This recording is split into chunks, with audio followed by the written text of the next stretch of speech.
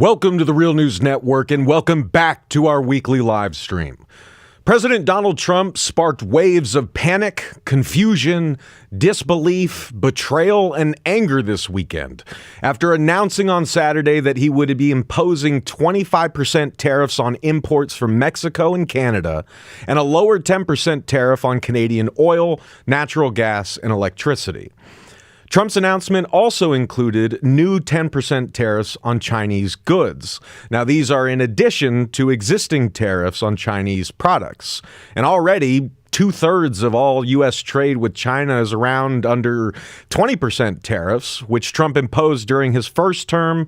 And the Biden administration actually raised tariff rates to 100% on electric vehicles, 50% on solar cells, and up to 25% on select products like EV batteries, critical minerals, steel, aluminum, and face masks. Now, Canada and Mexico are the two largest trading partners of the U.S. China is the third. Together, they account for over 40% of all imports into the U.S., according to data from the United States International Trade Commission. Now, tariffs are taxes imposed by the government on imported goods, and those taxes are paid to the government by the American buyers of those foreign goods. And often, those higher costs are passed on to the consumer, either because prices for the same goods are now higher and businesses just don't want to eat those costs themselves, or because domestic supply of those goods decreases as a result of the tariffs and the demand and price in the domestic market increases. Either way, the point is that we would feel the brunt of it. Now, Trump repeatedly waved away concerns that the costs of his tariffs would be borne by regular people already hurting from punishing inflation and an ongoing cost of living crisis. On Friday, before announcing the new tariffs, Trump told reporters in the Oval Office that tariffs don't cause inflation. They cause something else. Let's take a listen. Tariffs don't cause inflation. They cause success. They cause big success. So we're going to have great success. There could be some temporary short-term disruption, and people will understand that. So that short-term disruption is worth it, and these tariffs are necessary, according to Trump, in order to correct what he has long called an unfair trade arrangement between the United States and the rest of the world, and to supposedly force America's neighbors and trading partners to do more to stop illegal immigration and the flow of fentanyl into the United States. And the White House actually said on Saturday after announcing the tariffs, quote, "The extraordinary threat posed by illegal aliens and drugs, including deadly fentanyl, constitutes a national emergency under the International Emergency Economic Powers Act."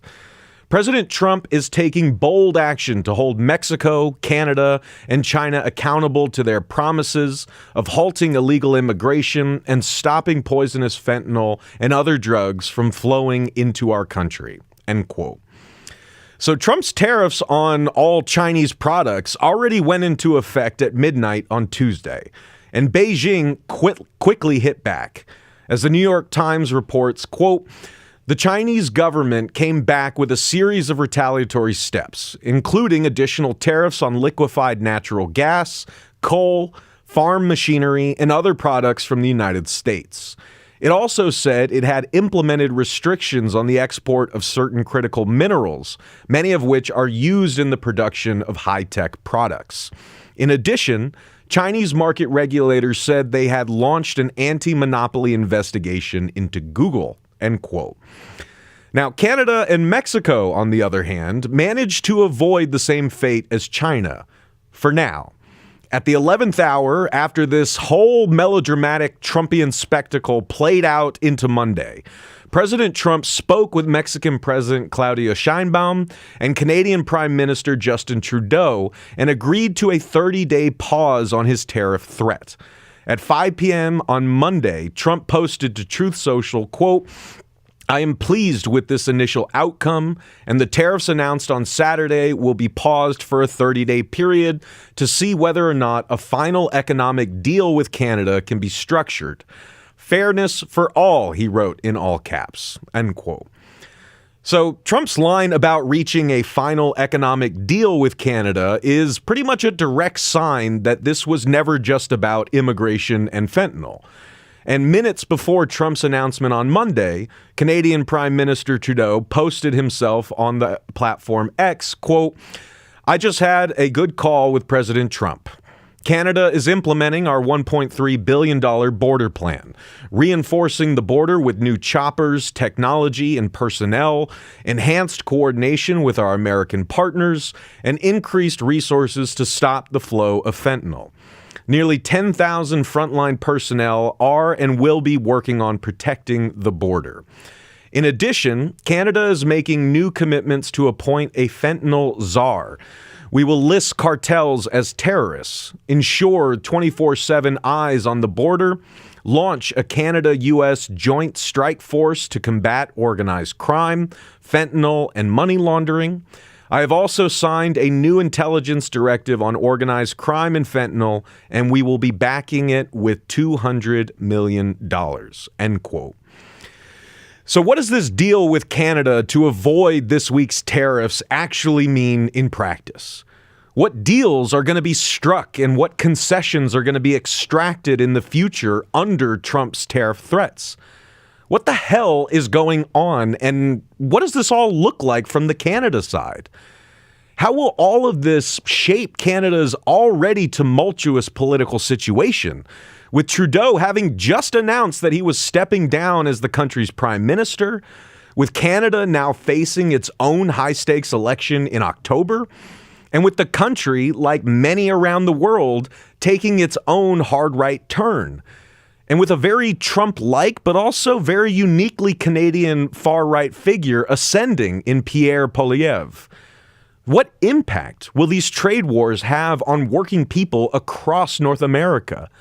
And how can we help each other understand what's happening with an international perspective?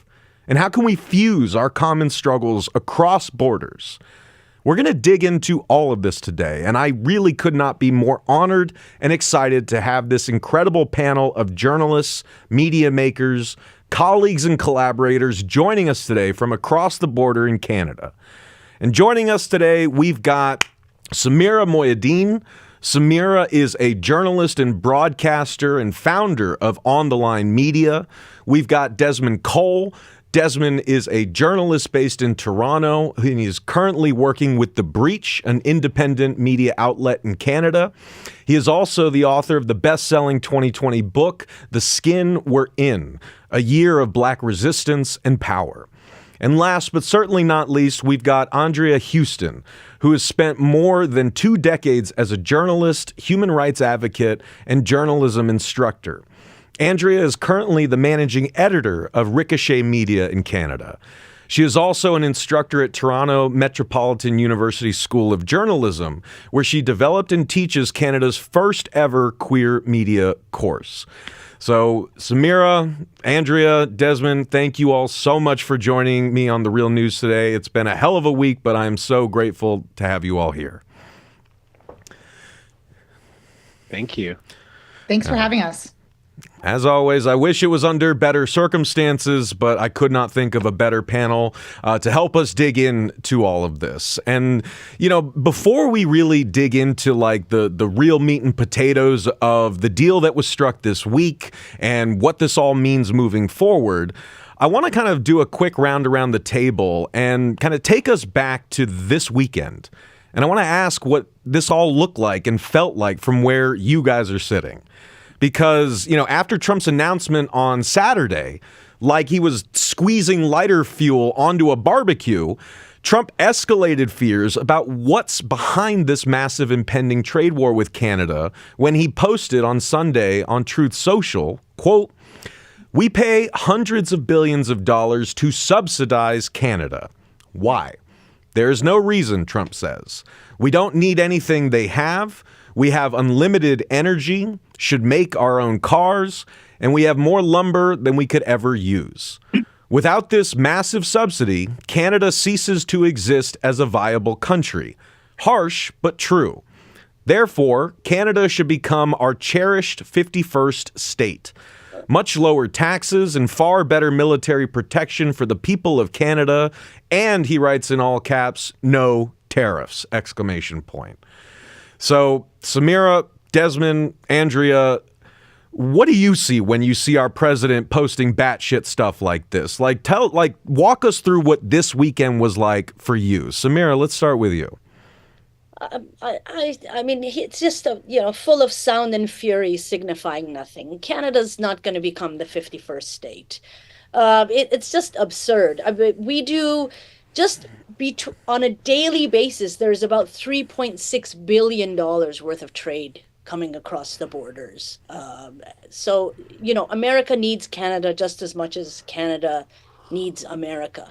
What I can say, though, is that what's really interesting is seeing this Canadian nationalism, because we're not really, rah, rah, rah, sis, boom, bah type people here. We're quite muted in our patriotism. So there's a lot of, buy local happening, grocery stores putting signs showing you exactly what is and isn't Canadian. Like these are Peruvian grapes.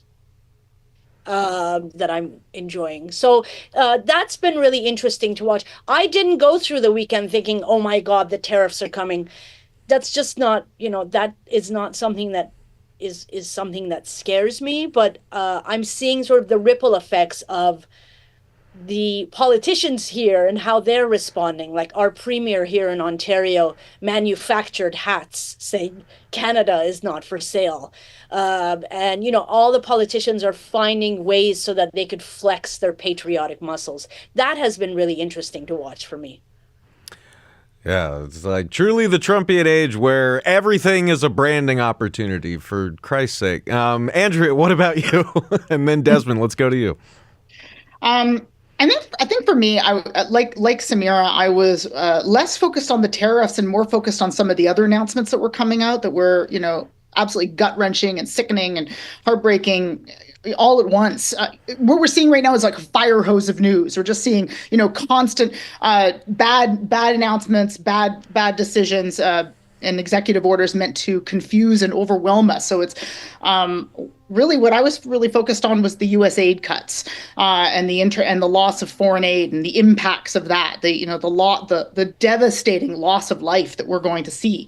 I sit on the board of a small NGO in Uganda, an LGBTQ NGO in Uganda, and it's just one of many that will likely see the impacts of this. Everything from HIV positive people not getting their meds, and which could result in a generation of babies being born who are HIV positive because their mothers didn't get the medication for even a pause. That is the devastation that's going to have.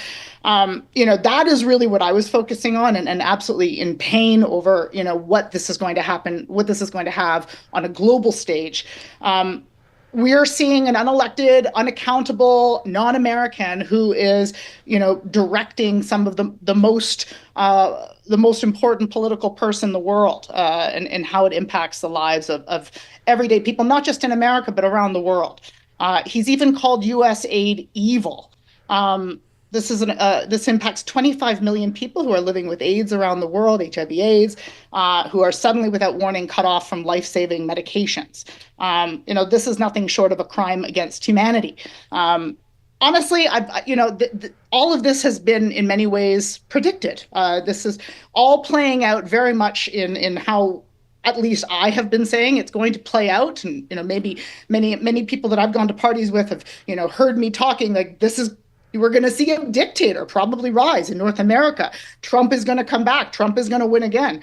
To me, this is not shocking. All of this is, really watching the history of especially the last 10 years shows that this has all been written out for us. We've seen that the patterns of this. So it's really surprising to me how so many Americans seem really blindsided by all of this. This is an assault on democracy by far-right extremists. And I think the only way we have to fight against it is doing exactly what we're doing right now, is talking in very frank terms about what we're seeing. We're seeing a dictatorship rise. Oof. I think that was beautifully, powerfully put. Desmond, how about you, man? Like, what was this weekend like for you? What are you seeing when you're seeing all this shit? Thanks for the invitation, Max, and it's really great to be here with Samira and with Andrea. The circus is back in town, isn't it? Here we are. And I have been really, I think that the game of people like Donald Trump is to suck all the energy from the room, is to try and force everybody to pay attention only to them. Nothing exists except what they want. Trade is no good because trade benefits two sides instead of only the United States. Me, me, me. The baby trying to grab every toy at the same time. Like it's just we know what this is about and we've seen it before. I find it exhausting. So it's not about like just pretending it's not happening and tuning it out. But I have been trying since last weekend to think about what are the things that are going to be missed in the kind of wake of this crisis. What are we on a domestic level in Canada um, marginalizing while we turn so much energy and attention towards this threat of tariffs? We have a provincial election happening in Ontario right now. Our Premier Doug Ford wanted initially to have an election early. You can call your own elections here in the parliamentary system of Ontario and of Canada. So Doug Ford chose to decide to have an election earlier than the end of his term. And he wanted to run against Justin Trudeau, the prime minister, because Justin Trudeau is very unpopular and very weak right now. And so, Ford's idea was, I'm going to have an election and I'm going to kind of campaign against this other guy in another jurisdiction who will make me look strong by comparison. Then, of course, Justin Trudeau announced that he was resigning. So now you can't campaign against him anymore. What do you do? And here comes Trump and here comes the tariff threat.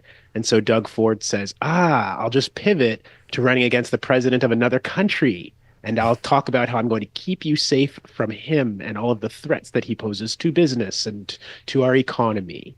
And it's working out quite well, I have to say, strategically for Doug Ford. The only problem is that we have a dramatically underfunded healthcare system in Ontario that's been devastated by COVID, and no one's talking about it. We have, I don't even want to call it a housing crisis, because the housing situation in Ontario is happening on purpose and to the benefit of landlords and developers, but against the interests of particularly tenants. We have an explosion of homeless people, of tents popping up in every town and city across the province of Ontario because people cannot afford to pay rent anymore. These things are becoming secondary to how do we fight Trump? How do we all fight Trump? Even if the premier, for example, doesn't negotiate directly with Trump on a daily basis, and that's not his job, it's still all kind of funneling down towards this conversation. And, we're also seeing things like, Pierre Poilievre has been mentioned, the conservative leader who wants to take over for Justin Trudeau and will probably be having an election at the federal level shortly. That conversation has shifted as well, because Pierre Poilievre for 2 years now has been telling us that the next election in Canada was going to be about whether or not we have a carbon tax. And he can't do that anymore because this conversation about tariffs and protecting ourselves from America has become so dominant that it's like, if you don't play into that paradigm now, you're not really talking about anything.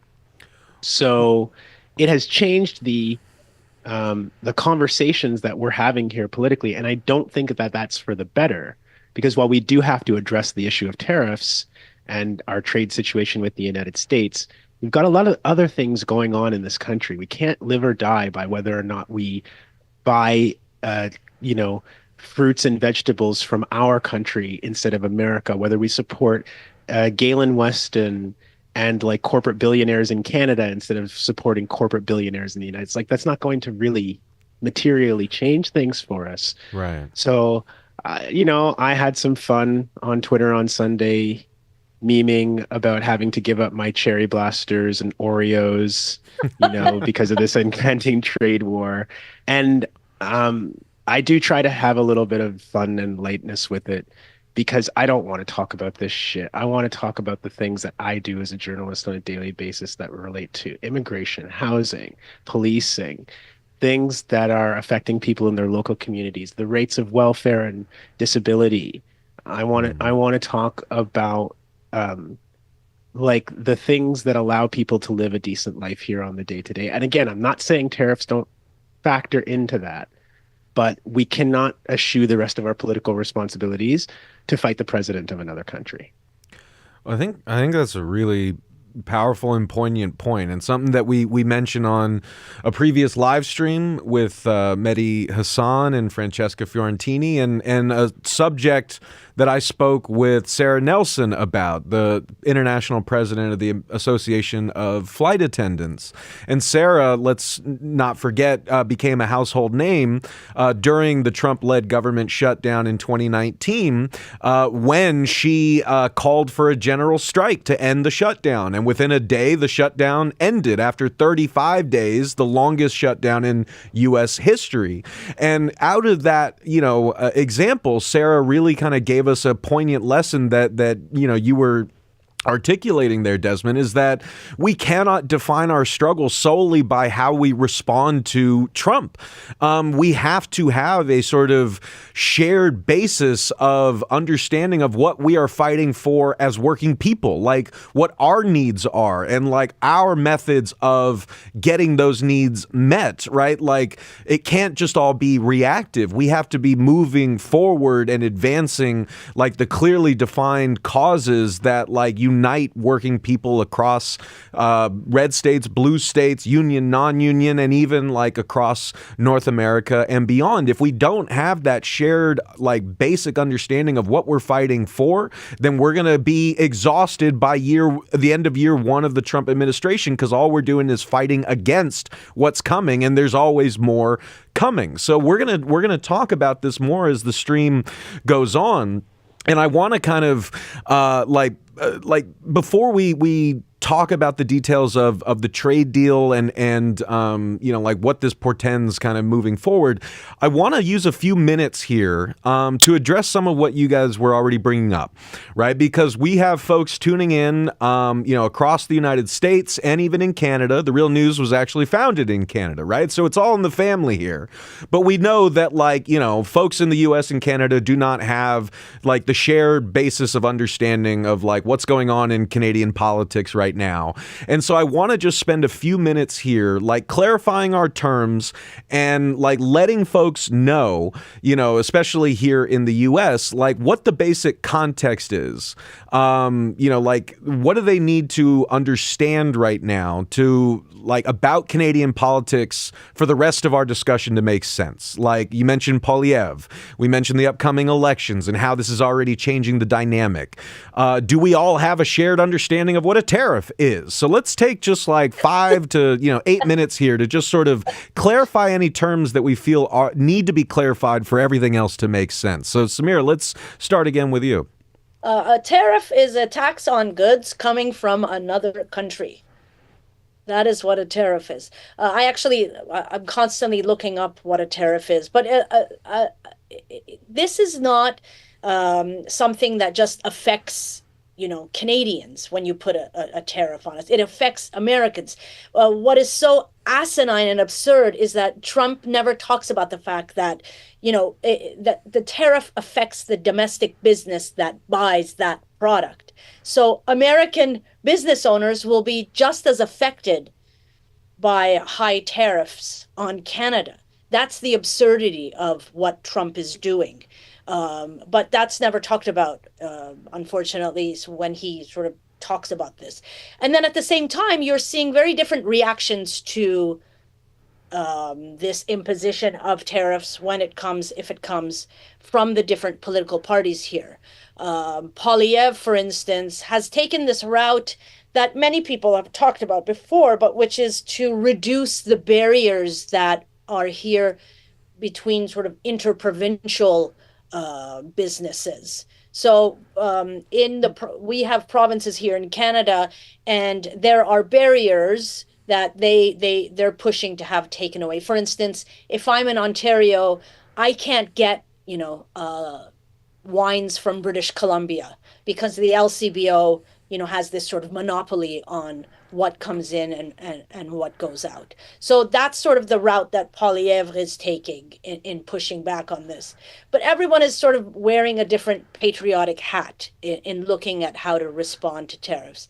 And then you have Mark Carney, who's this sort of showing himself as being the outsider. He's supposed to take over, he's the new running for the liberal leadership. We have a leadership race here also, as you said.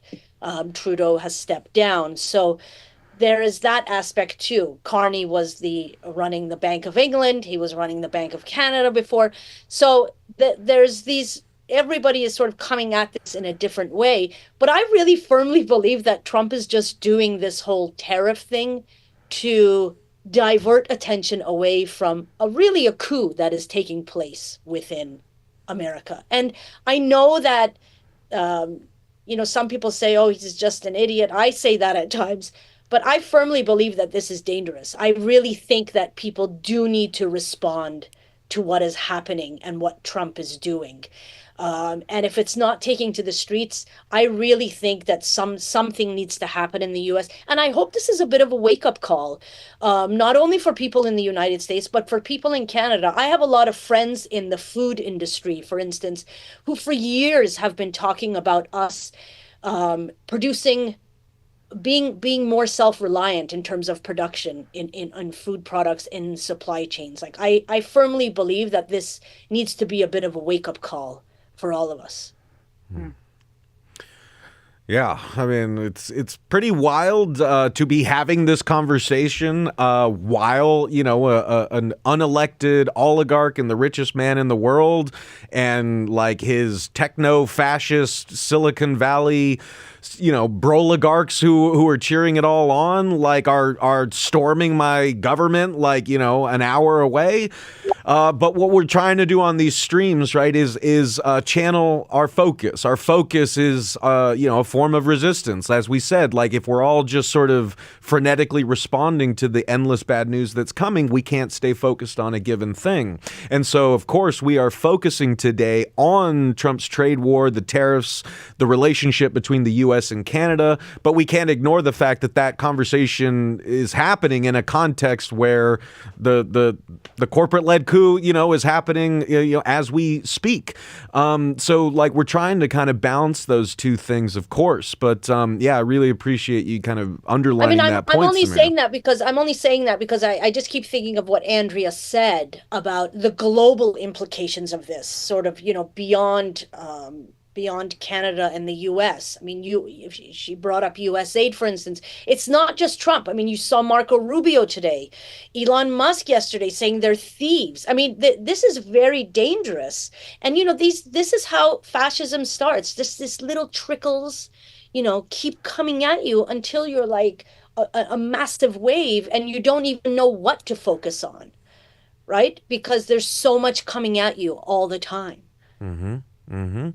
Yeah, and with all that, it's even easier to lose, like, again, the sort of context we need to understand any given subject, like the tariffs here, right? And so I guess in that vein, are there more points here that folks watching in the U.S. need to understand about the rise of Poilievre, the kind of rightward turn, and just the like key political issues in Canada right now, like that we should get out on the table before we kind of dig into the deal that was struck this week? Well, can I try a couple things maybe in terms of like myth busting? Trump has been saying repeatedly that there is all of this fentanyl, particularly flowing from Canada into the United States. The numbers that we have here in Canada is that in 2023. Between 2023 October and September 2024, the United States seized 19.5 kilograms of fentanyl coming across the border from Canada.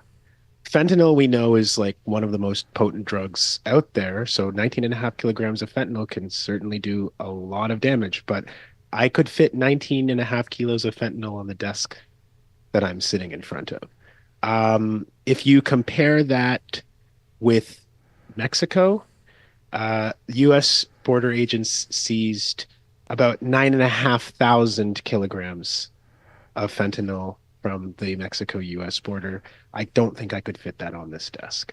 So, and that's not to scapegoat Mexico, by the way, because most of the drugs coming in the United States are coming through ports and like places that are just like normal business areas. They're coming on planes. Like the idea that this is just a strictly border issue is a complete fabrication of Trump. He has and also smuggled said, in by Americans. Like sure, sure, yeah. of course. Like, but Trump also says there's all these people pouring into the United States. He loves the specter of so-called, as he wants to say, illegal people. I reject that term out of hand. We're talking a lot about goods being able to move across borders. People ought to be able to move across borders freely as well.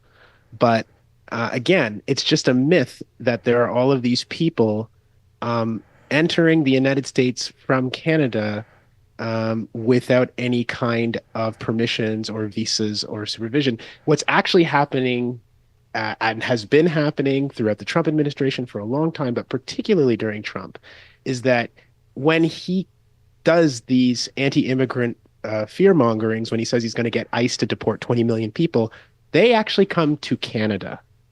They come to our country. It's the opposite of what he is saying. So that's another maybe important thing for American audience to know. And again, I'm not saying that because I want to demonize anyone crossing any borders. I'm just trying to tell people what the facts of the real conversation here are. And maybe a final thing for people to think about is that this idea of trade between two countries. Trump says that there's a huge trade deficit between Canada and the United States, meaning that services and goods go across the border both ways, as Samira was saying. But basically, the United States exports more goods to us in Canada than it receives back the other way. And for Trump, that's a huge problem because he's like, sorry, I'm getting it backwards already, see, because I'm not an economist. The trade deficit is, I had to even write notes because it's not like I talk about this stuff every day. But basically, there's an imbalance in how much the United States exports to Canada versus how much it imports. And Trump thinks that that's really bad. The only thing is, like, when you buy goods from another country, you get the goods. It's a trade. That's the whole idea. So this idea that Canada is somehow screwing over the United States, or I think in the clip that you played, Max, that we're being subsidized. No, that's called business, right? I don't have a trade deficit with the grocery store because when I go to the grocery store, they feed me and I have food in my house. But again, to this narcissist called Trump, as long as someone else is getting an equal fair exchange, it's a ripoff. America should get all the benefits. Every benefit should come to America and no benefits should go to anyone else. Everyone should buy America's goods, but no one should receive any benefits back the other way. So I think it's important for people to understand trade not as some zero-sum thing, the way that Trump is trying to paint it, but this is one of the greatest traders. It is the largest, actually, trading partnership in the world. And the idea of doing these like punitive tariffs, Europe and the European Union is essentially founded in part on the premise that this destroys countries. This makes countries want to go to war with each other. This makes it so much more likely that there's going to be political strife and instability. So when you start fucking around with tariffs and trade, you're making other kinds of problems and conflicts between your allies, by the way, far more likely. Mm-hmm. Well, and I've got kind of two more clarifying points I want to kind of throw in there, building off what Desmond said. And then, Andrea, I want to kind of come to you after that and ask if we could talk a bit more about how this is already reshaping the political landscape in Canada as we head into the federal elections later this year. Sure. But like two other... sorry. Oh, please.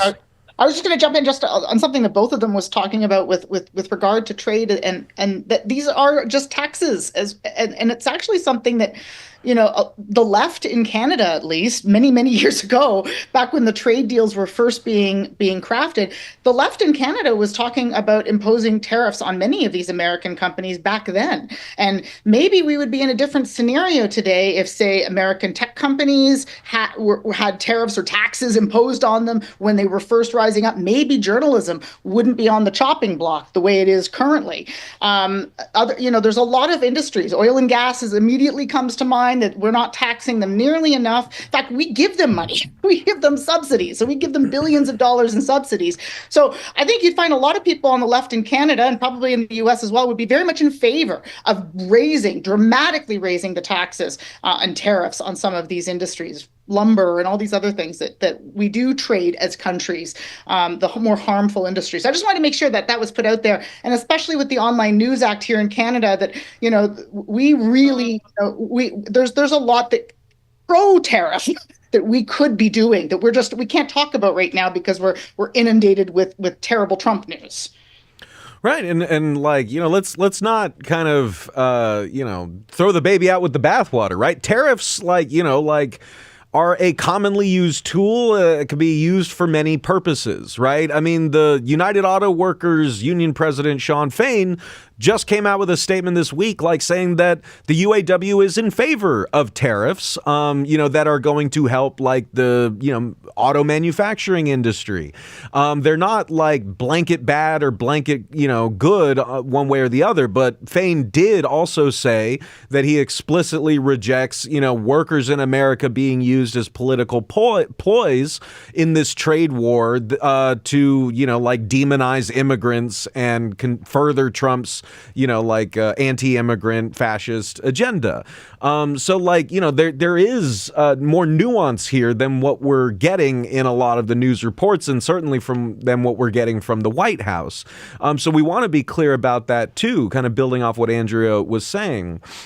And we also got to be clear about one other thing when it comes to tariffs here, right? Because, the tariffs are not just, Trump's method of diplomatic strong arming. They are, in fact, a key policy that makes the rest of his, project work, going all the way back to his previous administration. Let's not forget that the singular, achievement, the biggest achievement from the first Trump administration was a giant tax cut in 2017 that the Congressional Budget Office estimated at the time would cost $1.9 trillion over 10 years.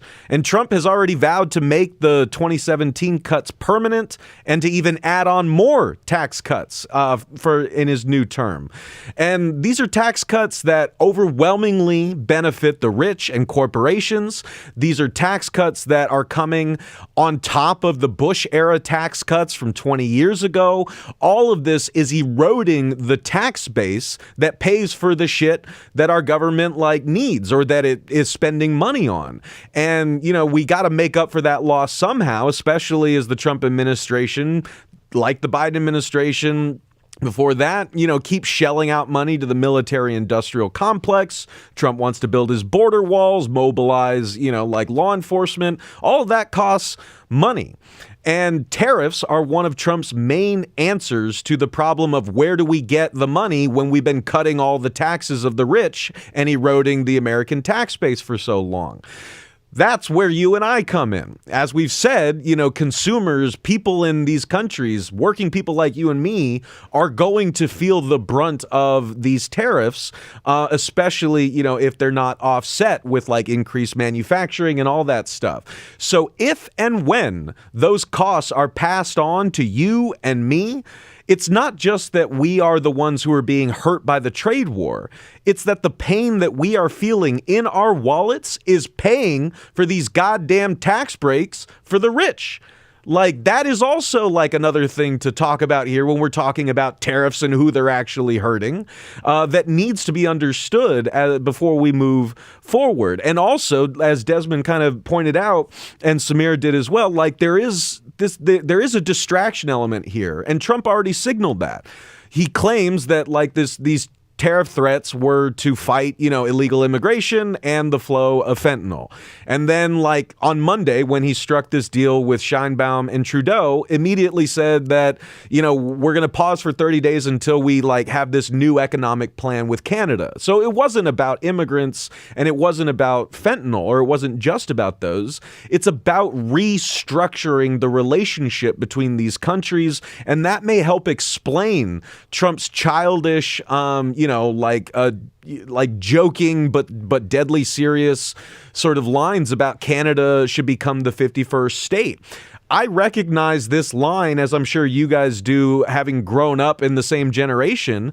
Let's not forget, as I've said on this stream, I grew up deeply conservative. My conservative friends and I in the early aughts loved punching Canada as the 51st state or America's hat, right? I mean, like these sort of like tired old conservative jokes are constantly recycled through Trump's mouth. And so there is an element there that I think we also need to pay attention to. When Trump makes these proclamations and invokes like that outdated sort of, bullyish humor, what he is trying to do is like basically take schoolyard, dick measuring, bully stuff and scale it up to the level of international diplomacy, because that's what he wants out of Canada, for Canada to become the sort of subservient sidekick held under America's arm, getting a noogie and giving us like whatever we want. And, that's what he needs the relationship between Canada and the U.S. to be for so much of his other sort of policy goals to actually work. So like Samira said, Canada's not actually going to become the 51st state, but in like invoking that kind of line, Trump is, doing this schoolyard bully politics that is going to have real long-term implications that are going to not just affect Canadians and Americans, but are going to ripple across the world. Okay. So with all of that, I want to kind of turn to what this is going to mean for Canada and Canadians like in the coming months, right? We've already sort of addressed the fact that this is kind of hitting like a bombshell in an already tumultuous time in Canada. I wanted to ask if we could like dig into that a little bit more. And like Andrea, I want to come to you and then Samira, then Desmond, but guys, give us a little more, tell us a little more about, who Pierre Poilievre is, what these elections represent, like how the new Trump administration is changing the political dynamic in your country. I mean, Pierre Poilievre is somebody that is a type of leader that Canadians are not used to. This is not a traditional Canadian political leader. He could be described as the most online political leader that we've ever seen, in how he conducts himself, how he runs his campaign. It is very American to a lot of Canadians. And, with regard to Poilievre and his rise in Canada, again, you can point to our history as the roadmap for this, very similarly to how we can point to American history as the roadmap for Trump. While Canada has certainly done more to look back on our history and the road to reconciliation, we have a truth and reconciliation process that we have gone through, but it's barely scratched the surface, and there's a reason why it's called truth and reconciliation, not truth, reconciliation, and accountability. Many people in Canada, myself included, and people in my circles, I put the blame for where we are right now on the shoulders of both Liberals and NDP, and in many ways, especially the NDP, for not responding to the moment and not standing up to Poilievre in ways that would have maybe been a clear resistance to this kind of onslaught. And I'm talking back when he first started to really rise up as the leader in around the trucker protests. There was moments when we could have had a different outcome to the road that we're currently on. The NDP had numerous opportunities to swing extremely left, doing the kind of policy initiatives that Desmond talked about with housing and climate and things that, populist policies that would have really launched a challenge to Poilievre and the kind of populism that he has put forward that is clearly popular in Canada. That especially out west, this like loyalty to oil and gas, this, connecting the oil and gas industry to Canadian patriotism and the sort of dominionism that we do see coming out of the histories of colonialism and white supremacy. It's all connected, right? When you study these systems, it's not surprising where we are right now in both of our countries. Both countries have undemocratic voting systems, and we've done, our leaders have done everything to maintain that status quo. Even in Canada, when we had a few elections ago, the Liberals ran on changing the voting system. That was the main point of 2015's election, saying this will be the last run on first past the post. First thing they did when they were elected is they reversed that policy and nope, we're not going to do that after all. As soon as they figured out that, if they did change the voting system, then it would ensure that it wasn't just a Liberal and Conservative, likely majority government in power. So, all of these moments of opportunism, these missed opportunities from the left, have all played into this. And then, of course, the fragmenting of the left, the populace, has also played into this. We don't have a solid anti-war movement to stand up against Trump. Where's the media to really highlight the left in Canada? I don't think I've ever seen really left-wing perspectives on our mainstream media. So we have only ourselves to blame for creating an environment that is fertile for a far-right extremist like Pierre Poilievre. Samira, Desmond, anything you want to add to that before we kind of talk about what comes next? Pierre Poilievre is a man for these times. And I firmly agree with Andrea that we created this monster because I don't think people responded to him the way they should have. He has really become a figure. He's almost like the little brother that Trump wouldn't let in the room when they were growing up together. Pierre Poilievre recently did this interview with Jordan Peterson, and I think it was like 12 hours long. I couldn't sit through the entire thing, but it was all about wokeism and DEI, and these are the same things that you're hearing in the U.S. Across the administration right now in the United States. Wokeism is the enemy. Diversity, equity, inclusion are the reasons why planes are going down. This is what we're actually seeing being replicated in our country, and a lot of the politicians who know that it's wrong, and I'm speaking about the Liberals and the NDP, are not pushing back on it the way they should be. I know that, a lot of the things that Pierre Poilievre says are ridiculous, but they're also dangerous because they're not being taken seriously. It's unfortunate because in a lot of ways, I always, I'd like to think that Canada is better than that, but we end up just replicating what our neighbors to the south are doing politically, unfortunately, because you have figures, and I don't know if we're going to touch on this, but I think it's really important that Gaza, Palestine, and what's happening over there has really influenced and affected our politics here. A lot of our politicians here in Canada are using what is happening in Gaza as a platform for themselves to try and garner support in the federal election that is coming up, and a lot of them are making some big mistakes in the way they're responding. Well, yeah, say a little more about how. You're seeing people like, we have a member of parliament here named Kevin Vong, who runs as an independent in the federal politics. He has really made this his thing. He even traveled to Israel, and we had a whole bunch of our politicians.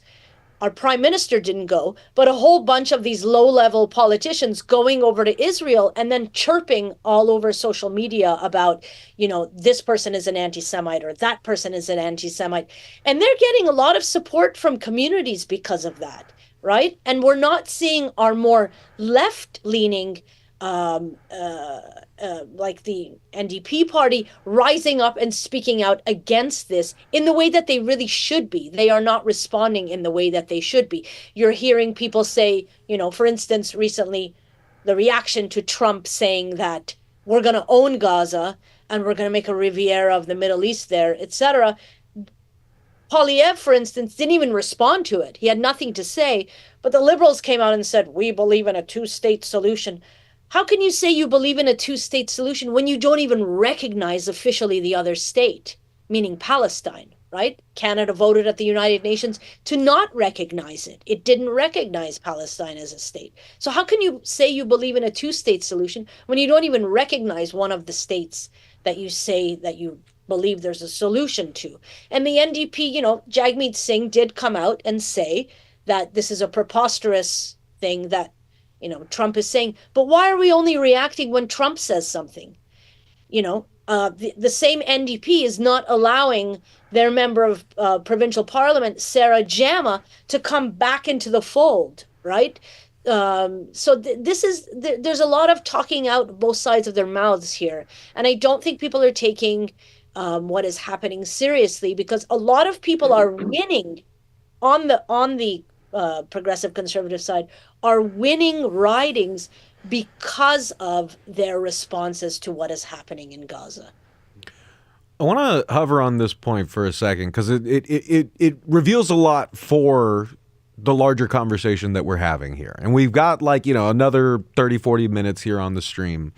So I want to kind of zero in on this, because as you all have said, right, there are so many kind of mirror reflections of the political reality in the U.S. that are being reflected in Canada. But there are also many ways in which Canada is not the United States.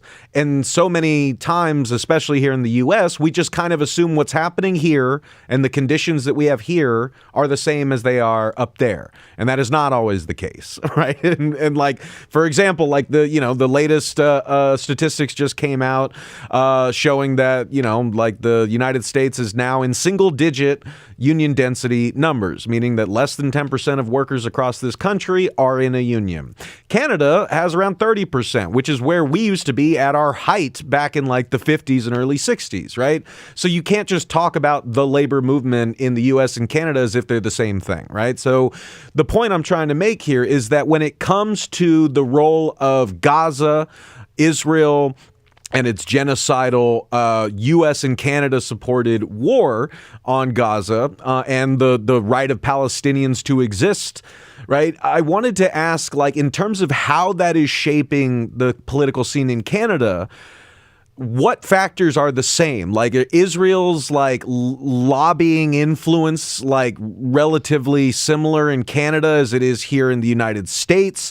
Is the crackdown from universities to the media on pro-Palestinian, anti-genocide voices following the same kind of playbook? Is the involvement of big tech? You guys have had Facebook intervening in your news feeds in a way that we haven't in the past couple of years. So I just wanted to kind of, through the question of Gaza, sort of try to answer some of those other questions about how circumstances in Canada are very similar to what they are here, and also how they are not.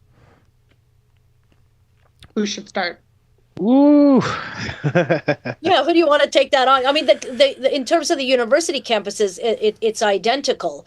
Not so much, we haven't gotten to the place where we are speaking about Zionism as a protected class of people. I think NYU and Harvard both now are seeing Zionists as a protected class, like any other race, gender.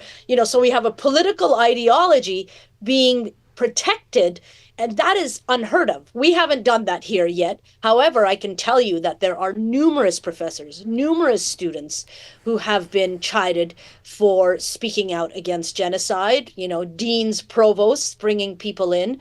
And the students who were on the University of Toronto encampment were actually taken to court, right? They were part of an injunction that the university got to have the encampment disbanded. So we don't have things here like APAC, but we certainly have CIJA, the Center for Israeli Jewish Affairs. They may not be doling out the same amount of money that politicians in the U.S. get, but they're still getting free trips to Israel, and they're still getting some funding, So it's like a little baby replication. We just don't have that type of funding, but we haven't gone there yet. Like the UFT has not adopted IRA, the International Holocaust Remembrance Alliance definition of anti-Semitism, which conflates anti-Semitism with critiques of Israel. But we certainly had our Canadian Broadcasting Corporation use that term, use that definition when they recently gave a workshop to their journalists. So these things are happening here, just not on such a grand scale. Yeah. Desmond, what about you, man? I know I see you shaking over there. You got a lot to say. It doesn't have to necessarily be about Gaza, but yeah, hop in here. Like, are there other kind of aspects that are similar or distinctly different that like you want to highlight, or other kind of areas in which this is reshaping the political map in Canada that you want folks to pay attention to? Sorry, is that for me? So I was tossing it to Desmond just because I feel like I skipped Desmond by accident. No, that's okay. I mean, it's public, so I might as well say it on this stream. I'm one of, I believe, just over 100 people in the city of Toronto, anyway, who have been arrested, and I am still facing charges because I participated in a Palestine solidarity demonstration last January. We are being treated for these acts as though we are not just allegedly breaking the laws of Canada, but that we are also doing something specifically harmful to the Jewish communities in Canada. That's the allegation. And I say that specifically because there's been a lot of conflation, as Samira said, with this idea that if you speak out for Palestinian life and liberation in this moment, it's because you are an anti-Semite, because you want something specifically bad to happen, not even around Israel, but to Jews all over the world, wherever they happen to be, including in Canada. An absurd claim. So I've been caught up in that. I've been reporting on other people who've been caught up on it. Samir's been doing some of the best work in this country around that, and we salute that. It's been a really awful climate. Canada's been an enabler of the United States and of Israel. Canada's sent weapons to Israel in the last 15 months, but has been doing that the partnership is decades old. Canada's policy towards Israel and Israeli aggression inside of Gaza and Palestine, they align pretty, I think, directly. It's Israel makes the decisions about what's going to happen in that region, and its allies, Canada, the United States, Germany, France, Great Britain, they say, what do you need? How can we help you? To the detriment of the Palestinian people. It's a little different here, I think, because the Muslim population, the Arab population, not so much the specifically Palestinian, but the Muslim and Arab population in this country has a fair amount of influence, a growing, I would say, amount of influence in Canada, has people elected in government, has large organizations that have a voice, and is part of a lot of conversations that can put a lot of pressure on the government. And I think Canada has tried to tread a little more carefully than Joe Biden did in the United States during his time. Canada has tried to portray itself as being more even-handed, even signaling towards the formal end of this conflict that maybe it was going to start withholding some weapons in some circumstances, that maybe it was going to change its votes at the UN in some circumstances in order to signal to people that it was getting frustrated with Israel's ongoing siege. But for the most part, I think those things have been similar between the two countries. I think I actually wanted to go back to this idea of like the trade and the things like this, because we were talking about Pierre Poilievre, the leader of the Federal Conservative Party. So he just recently came out this week with a statement about what he wants to do with fentanyl. He's trying to appear as though he's taking Trump's, fake claims about fentanyl very seriously, and that he's going to do something about it if he's elected Prime Minister of Canada. So now he has a proposal that says if he becomes prime minister, he's going to propose a legal change that if you're caught selling 20 to 40 milligrams of fentanyl, you will automatically receive a 15-year sentence. So we are reviving the war on drugs that has existed in this country for decades that, we've been trying to fight so hard to get rid of. And then he says if you have 40 milligrams or above, then you get an automatic life sentence. This is his proposal to try and demonstrate how tough that he is. And I bring that up because I want to demonstrate that there are consequences for how people say that they're going to kind of pursue remedies to this trade war between the United States and Canada that are going to have really, really bad, harmful outcomes. Not for because this policy by Poilievre, he's so stupid. He claims that policy is to target who he calls drug kingpins. A kingpin carrying 20 milligrams of fentanyl.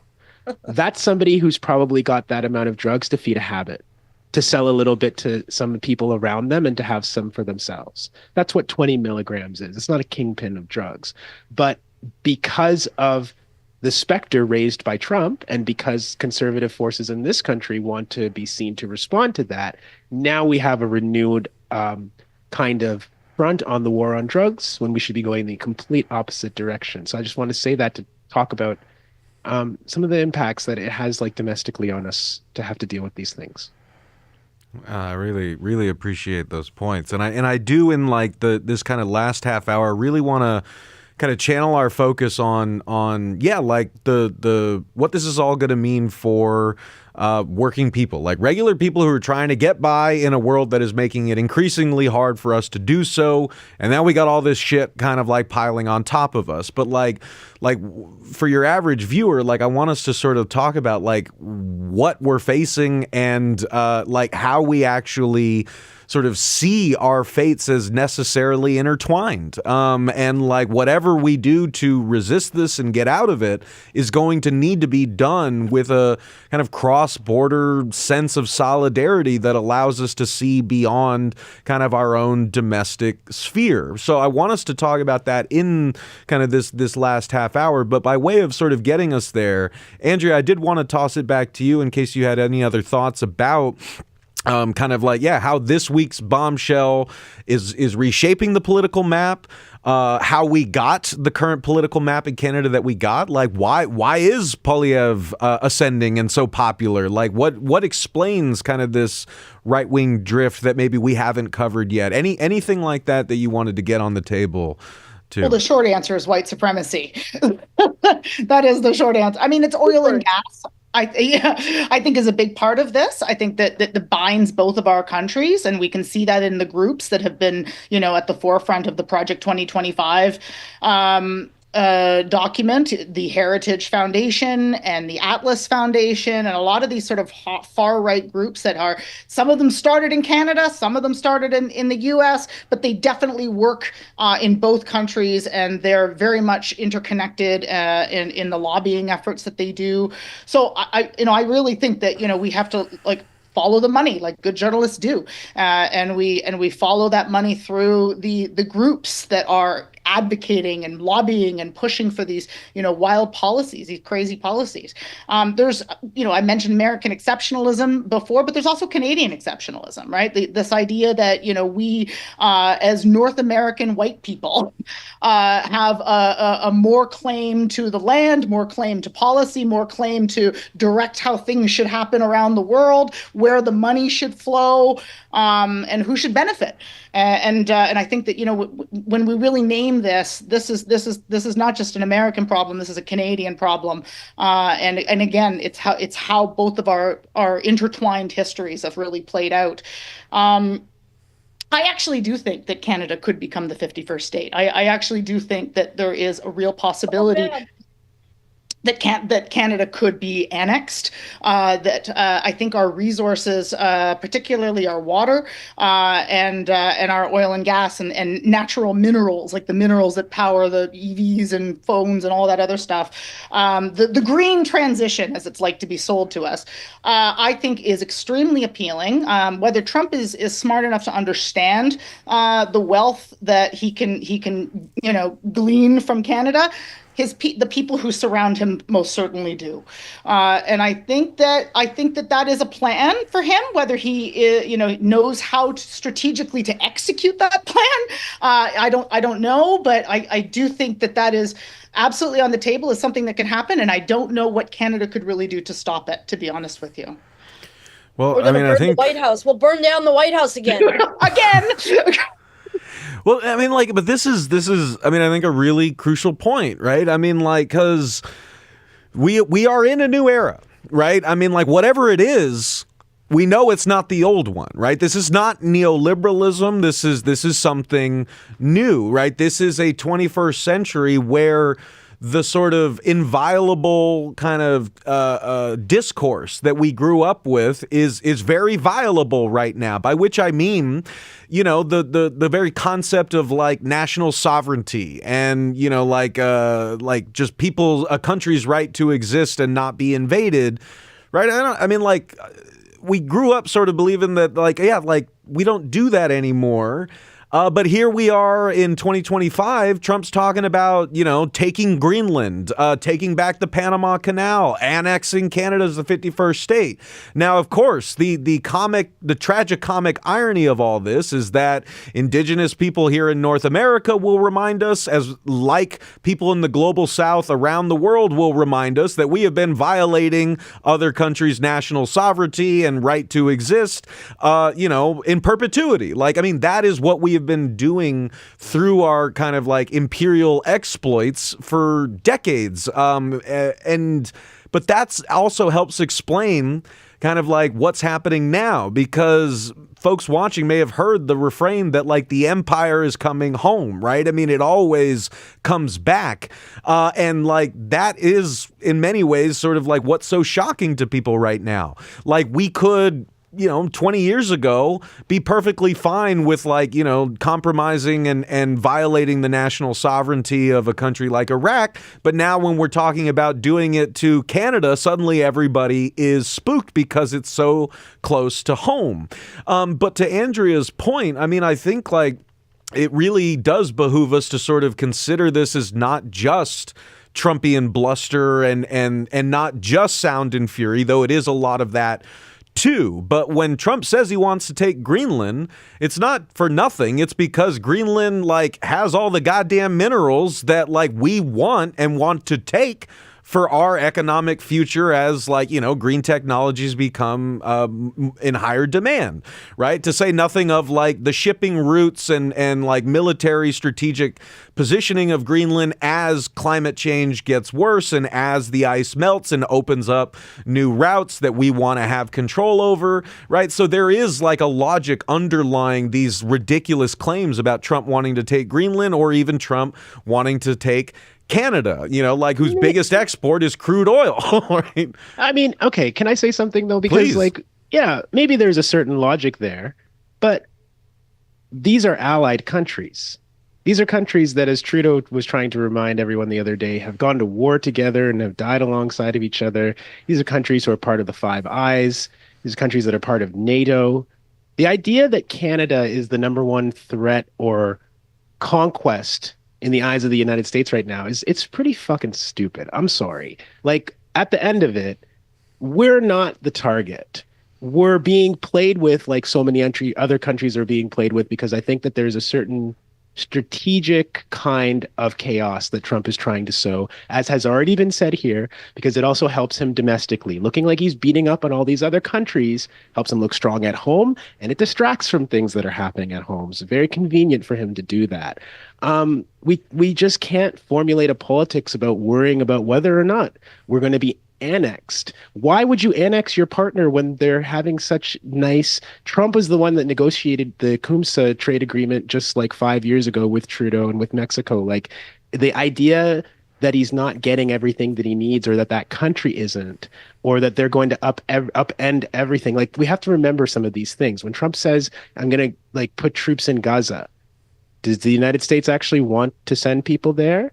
Does the man who campaigned on saying that all the wars were going to end and all of this nation building was going to stop, is he really going to be able to turn on a dime and convince people actually we have to start putting boots on the ground in all these other parts of the world? We're going to be following this little like toy on a string for the entire 4 years if it goes like this. I do think we have to be somewhat careful. And just to the other point that was being brought up before about like leftist or left-ish entities in Canada, like the New Democrat Party, the NDP. I'm guilty of what I'm about to say, so I'm speaking as much to myself as I am to anyone out there listening. But the only way that the NDP is ever going to accept a leftist agenda is if there's like essentially a socialist takeover of that party, or if they collapse and there's a new party that comes up in their place. That's it. The people who run that party today don't share the socialist values that maybe some of us do. They just don't. And they're not going to take socialist positions out of political opportunism.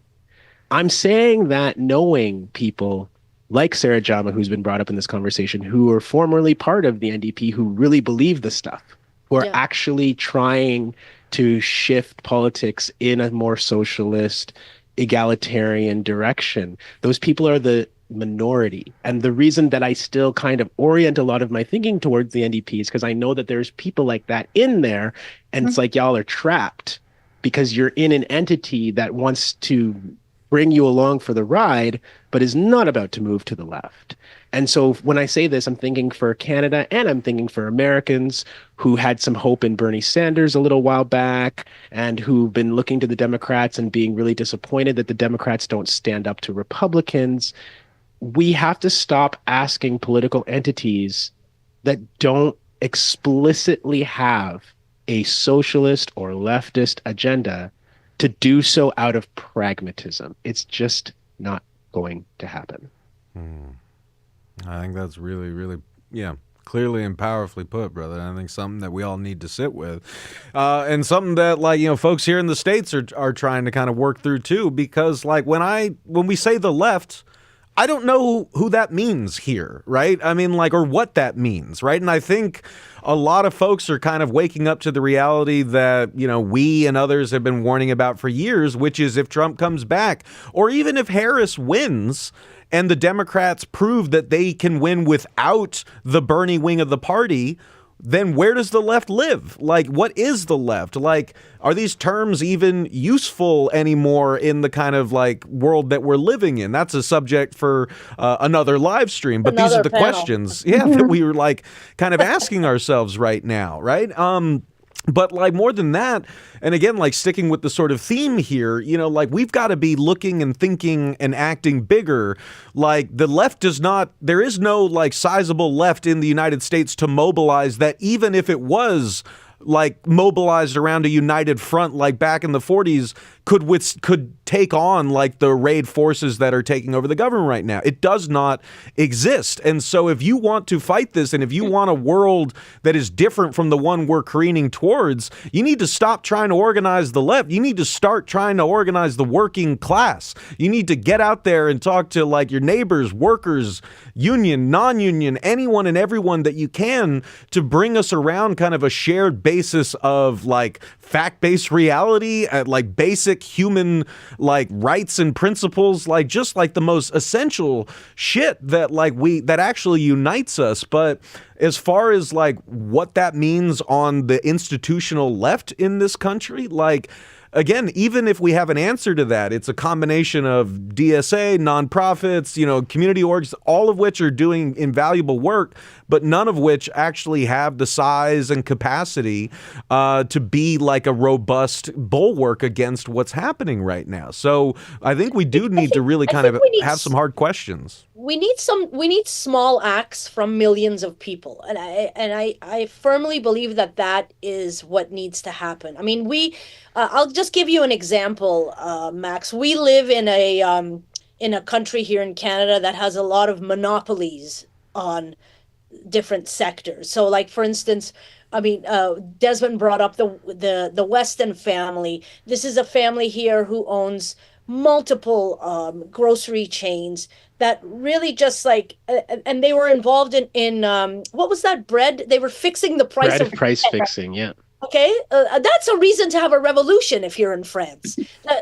People in Canada need to understand the powers that they have. There was a whole movement. What the chain is called Loblaw. There was a whole movement to boycott Loblaw.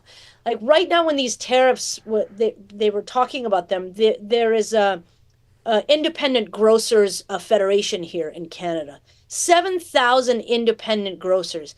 I firmly believe that people should just stop shopping at these big grocery stores and support the mom and pop shops at the corner. Trust me, their produce is amazing. They may not have certain things, but you don't need that right now. Like I really think that people need to start doing these small acts of being more conscious of where they spend their money, what they do with it, and who they're giving it to. It makes a difference. BDS, and I'll bring this back to Gaza again. BDS makes a difference. Companies like Starbucks and McDonald's are hurting right now, and they have been upfront that it's hurting them. So I think people need to realize the power that the power of their own pockets. Well, I mean, I think that's like a great sort of lead into this kind of like final turn around the table, right? I mean, like, I wanted to ask, like, we did pose the question, right, about the deal that was struck between Canada and the U.S. this week, and it feels like there's a lot of sound and fury there. Like there are some additional resources being committed, but a lot of like the details of this like new economic plan between Canada and the U.S. like have yet to be seen. We're going to find out in the coming weeks.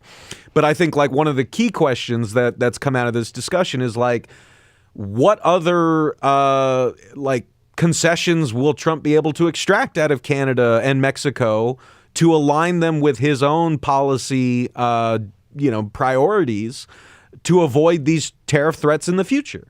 Right. And so that's a question that like we all need to be asking ourselves, moving forward. So if any of you have something to say on that, like this last term would be our time to do it. But also the soul of the kind of question I wanted to ask, like, given that we're all in the media, we all work in independent media, we are all trying to report on kind of the stuff that matters. And we all believe that like people with good information, are the stewards of democracy. Like they're the ones that we're trying to inform so that they can like safeguard the society that like we're trying to build here and take care of themselves and all that good stuff. Point being is that as media makers, as people in North America facing this shit, like how, and as people who live in countries that, so much of what happens in the coming years here in the United States is going to depend on how Canada and the U.S. respond to it, and vice versa, right? So with all that like in mind, like how do we get ourselves, everyone watching right now, the folks that we do journalism for, like how do we get people to see our fates as intertwined and to see these domestic issues through an international lens, and like what opportunities does that give us to resist what's coming? So there's a lot there. Please take whichever like question you want. Don't answer all of them, but anything you guys want to say in this final round. Samir, I'll start again with you, then Andrea, then Desmond. I'm talking too much. Start with Andrea. All right, Andrea, we'll start with you. Okay. I think the left has to start with a new baseline. I think we need to recalibrate what it means to be on the left, and problematic with that term as it is, obviously. But I think the baseline for this, for any movement going forward, for us to collaborate and come together cross borders, but also globally, we have to agree on democracy and human rights as a baseline, and that has to also be an anti-capitalist analysis. The problem with as Des was talking about with the NDP, and has been a concern for the left in both of our countries, countries is that the left is an anti-capitalist. The Democrats in your country are not anti-capitalist. They're very much very pro-capitalist, which is breeding all of these issues, right? We can't all agree on something. When we're talking about Gaza, whether we're talking about housing, whether we're talking about corporations and corporate tax rates, whether we're talking about any of these issues, climate change, the fundamental facts of climate change we can't agree on because of capitalism. We have to make concessions to corporations. We have to, create these kangaroo courts that corporations can go and say, well, I'm not these climate activists are cutting into my profits, and therefore, they can take activists to court. Activists are going to jail because they're standing up for human dignity, for the possibility of future generations to have a future. God forbid. I think we need to recalibrate what it means to be a left-wing person, what it means to support democracy and human rights. We're living in not just tumultuous times politically, but tumultuous times in our world. I don't have to tell anybody listening or anybody on this panel, the reality of the climate crisis. But it's so much worse than what we've been told. So much worse. We are living in a collapse. And I think we need to recalibrate how we talk about the climate crisis. We are living in an era of collapse, and everything that we're seeing, from the rise of dictators, from the shift to far-right politics all around the world, to the rise of anti-gay laws, an increase in anti-gay laws in places like Uganda, to everything that we're seeing right now can really be traced back to we're living through an era of collapse. Meta crisis is actually what it's called by climate scientists. And so a lot of what I'm seeing is filtered through this lens. And I agree with Samira. Small acts. We need much more people to come out and do those small acts. Take to the streets, join us in protest, stand up, locally, get to know your neighbors, mutual aid, all of those things. But we also need big acts. Maybe I'm reading How to Blow Up a Pipeline right now, and I know I'm late to the game, but I want big acts. I want to see people take big swings. I want people to really put their bodies on the line, their lives on the line. That's what it's going to take. I wouldn't ask anybody to put themselves in danger, but I think that we are going to all face that in our life at some point over the next 5 to 10 years. Whether we actually see the collapse of our democracy, I think that's possible. I think that's on the table. Whether we're seeing collapses of economies all around the world, we've already seen that. More displaced people, more refugees, more economies in disarray. And so it's really important that we recalibrate how we talk about these issues, and we stop being a slave to capitalism, and we stand up, and say unapologetically what this means and what is coming down the pipe. Don't be afraid to be that annoying person at parties. I know I have been for many, many years. So I think it's totally fine. But I do think that the building the big tent of workers, of different movements, LGBTQ people, women, civil rights movements all around the world, we all have to come together under a uniform, to just help humanity and human rights and democracy. That has to be the baseline. Yeah, and not be cynical about those two words too, because we've allowed sort of the right to take those two words and ruin them. Where you see human, like the entire rules-based order and all of these things. I mean, the West went and died in Gaza. So these terms that we're using, we have to sort of breathe life into them again, because they've been killed in such an abhorrent way. I'm all for big acts, but I'm just one person. What I can say though, before I let Desmond come in here, is to support your independent local media. Support the people who are talking about these things, who are covering these things. You have to pay for journalism.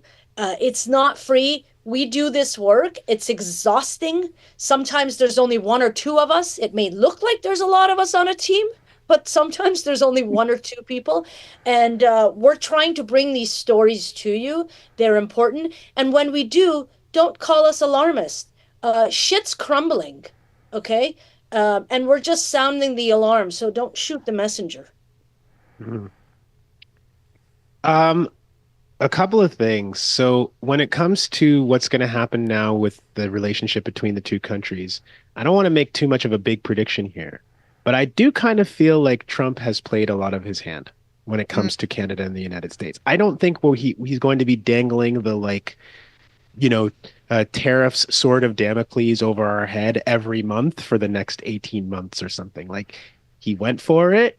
He got some disruption. He got some really weak concessions because remember, Trudeau already said he was going to do a bunch of things at the border before this threat. And when he announced the fentanyl czar and all these things, he just re-announced all the things that he had already promised he was going to do. So I don't know that Canada is going to be reaching back into the bag to find all of these new concessions for Trump going forward. I think he's gotten a lot of what he's going to get already. And I don't, like I said, I don't think harassing Canada for the next 4 years is his plan. Like this is good for him for now. He's getting what he needs right now. We're in like week 4 of this man's administration, and we're not even. I don't even think we're 4 weeks in. It just felt that way, right? So I think we've seen a lot of what we're going to see on this, and things will hopefully start to recalibrate. I do agree with Samira that there are opportunities now that this conversation has sparked a weird kind of nationalism. It takes a lot to get Canadians fired up about living in their own country, but somehow this conversation has managed to do that. And if we're able to take that energy, right? The Breach just had an interesting podcast conversation last week with Stuart True, who's at the Canadian Center for Policy Alternatives, and he was talking about like, this really feels like Green New Deal conversations again, where we're looking at, for example, we say Canada's not for sale, and then we say, please buy our oil, please keep buying our oil, don't mess Yeah. with our oil. Like, you know what I mean? Like it's very, very silly. But if we weren't so oil reliant as a country between our relationship with Canada and the United States, that might make us a little secure in the future that this wouldn't be able to happen again in the same way. We wouldn't be able to be threatened again. So there are opportunities to do things like that. There are opportunities not simply to buy local. And by the way, there was this really funny list out there telling people to go and, like, for example, don't shop at Tim Hortons because it's American. Don't shop at Starbucks because it's American. Shop at Tim Hortons, a good Canadian brand, which has been owned by a Brazilian company for like several years now, right? So it kind of, we got to brush up on our nationalism because there's a lot of phony shit going on out there right now. People don't actually know as individuals what to do, nor should they, because it's not your individual responsibility to stop Trump and his tariffs. But you might want to try and use this opportunity to start thinking about, like, how do we support people to have decent jobs in Canada, not just buy some products that have a Canada flag on them, but actually supporting like better labor in this country, because what corporate interests want to do in this moment is they want to be like, how we should fight back against these tariffs. We should lower taxes. We should get rid of all of the regulations. We should do all of the things that corporate agenda always wants us to do. And that'll help. But I think we need to actually be pushing backwards in the other direction and being like, wouldn't it be great if Canada was a place where we were providing better jobs? Wouldn't it be great with all of these threats of deporting people in the United States if Canada was thinking how we could support people? How are we going to support queer people, particularly trans people who are so under assault in the United States? A lot of them are going to try and leave America, and no one can blame them for doing that because of all of the legal crackdowns that are happening. I know people in this country who have been making plans before Trump got elected. How are we going to support trans people coming here and starting a new life, because it's not going to be safe for them to exist as themselves in the United States any further? These are things that we can do as we like continue our work and try to continue our taking advantage of this moment and like what this moment is revealing to us about some of the problems of how we live. But yes, I agree of also this idea of small acts can mean a lot. Working in our communities locally can mean a lot. It can mean a lot more than people sometimes give it credit for. We talk about a lot of big issues on conversations like this, and it might feel alienating to people, but there's always something happening in your local community, whether that be around housing or rents that are really expensive to pay and tenant organizations getting together to support one another, or whether that be about local food issues.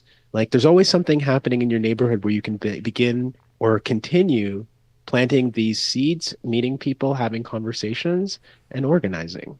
So it's not all bad news and it's not all bleak. And we wouldn't be able to continue doing this work if we didn't have some hope that something could change in the future. Mm-hmm. Hell yeah. I think that's a beautiful point to end on. And we are coming up on our time here. And before we wrap up formally, one more time, I really want to thank our incredible guests, Andrea Houston of Ricochet Media, Desmond Cole from The Breach, and Samira Moyadeen of On the Line Media. And I want to personally urge all of y'all out there to please support their work and support their outlets, because we need them now more than ever. But our work cannot continue without your support. And that is certainly true for us here at The Real News as well. We need you to become a Real News member today. Your membership and your support directly translates to more journalism, more live streams like this, more interviews with frontline workers and people brutalized by the police, indigenous land defenders, more documentaries from Gaza, India, Canada, the US, and beyond. We've been publishing this stuff year after year, but we can't keep doing it without you. So don't forget to subscribe to our channel, hit the bell icon so you never miss one of our new reports.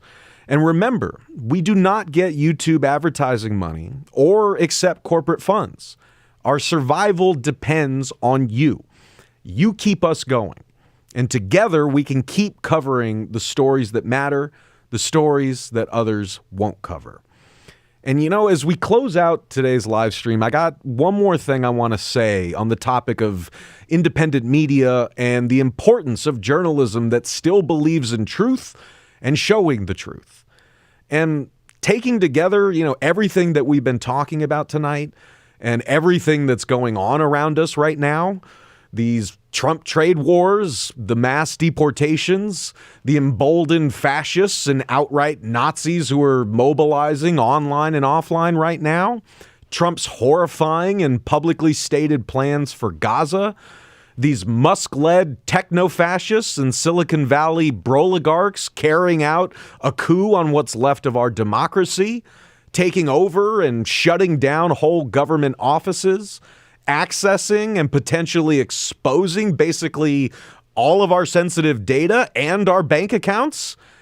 And when you add on to this, the fracturing of the digital media ecosystem that we had when Trump was last elected 8 years ago, with top-down decisions from big tech about injecting AI slop and misinformation into our feeds, or removing news on Canadian Facebook feeds, with people fleeing platforms like X and Facebook that they feel are compromised, and with pages and accounts on those platforms getting banned left and right, and with all these pieces falling into place, setting up a free speech smashing McCarthyist witch hunt on pro-Palestine, anti-genocide voices, protests, media outlets, nonprofits, I honestly can't tell you I know what's going to happen in the coming months and years. None of us can. But I want to close with what I do know. After interviewing workers for years, I know and have seen the indelible truth upon which the entire labor movement is based, that none of us has the power to take on the bosses alone, but we do have the power to take them on together.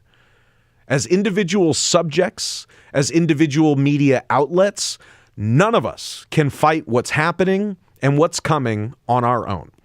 We are simply outmatched and outgunned, and that is a fact.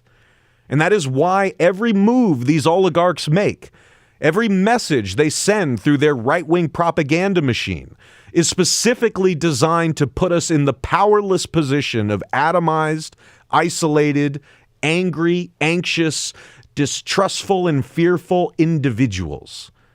They need working people to be divided for all of this to work. They need us to not give a shit about Canadian or Mexican workers so that we cheer on these tariffs that are going to hurt them and us. They need us to not give a shit about immigrants or to actively see them as our enemy. For these fascist immigration raids to continue and these concentration camps to be constructed. All while the billionaires, bosses, corporations, tech firms, and Wall Street vampires are robbing us blind. They need us to not give a shit about union workers and the value that unions have for all of us so that we remain indifferent to the fact that Trump is doing corporate America's bidding right now by smashing the National Labor Relations Board and effectively rendering most of labor law and workers' rights null and void in this country. You want to resist this? Start by resisting every urge that you have, every urge you've been conditioned to feel. Resist every tempting command you get from people like Trump and Musk and Poilievre to see your fellow workers as your enemy. Canadian workers and their families, Mexican workers, Americans, immigrant workers, trans and queer workers, union and non-union workers, workers who live in red states and who live in blue states. They want us to focus on what makes us different so we don't realize how much more we all have in common with each other than we do with fucking billionaires and zealots who are smashing everything and refashioning our government right now and our economy in order to keep empowering and enriching themselves at our expense. But we need to do more than resist right now on the individual level. We need to build a real and durable infrastructure that will enable us to survive and resist long-term as a collective. An infrastructure that is welded together by solidarity and tangible commitment. We, journalists and media makers across the US, Canada, and Mexico need to form a North American Free Press Alliance with the explicit goal of not only defending journalism, free speech, and the people's right to the truth, but to create a common ground where working people across our countries can find informational stability, where we can find each other and work together on a shared plane of fact-based reality and commitment to basic-ass human rights. We need to harness our existing tools and assets to build the infrastructure for a network that will connect us across borders, languages, and algorithmic echo chambers, provide collective protection against censorship, and provide working people in North America with news, stories, context, and analysis that helps us understand what's happening in our own countries and across the continent through an internationalist lens and with an unwavering commitment to truth, class solidarity, and humanity, and a livable planet. And that network must not and cannot be existentially dependent on these oligarch-controlled social media platforms. Doing this, I would argue, is not only necessary as an emergency measure to ensure our survival, but it is necessary for all of us to fulfill our duty to the public as journalists and to carry out our missions as media-making outlets that exist to inform the public with the truth and to empower people to be the change that they're waiting for. But we won't do any of this if we just sit and wait. I know that much. I know that competition between journalists and media outlets right now will be a death sentence. Solidarity and collaboration will be our salvation, if we choose it. If we don't stand together, if we just focus on protecting our individual organizations and our subscriber lists and followers, it will be that much easier to pick us off one by one. And for your own sake, and for all of ours, don't let them. Take action now. Get off the sidelines and get into the fight before it's too late. For the Real News Network and for the whole crew here who has made this live stream happen, this is Maximilian Alvarez signing off. Please take care of yourselves and take care of each other. Solidarity forever.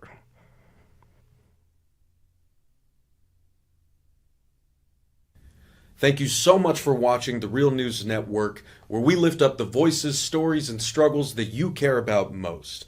And we need your help to keep doing this work, so please tap your screen now, subscribe, and donate to The Real News Network. Solidarity forever.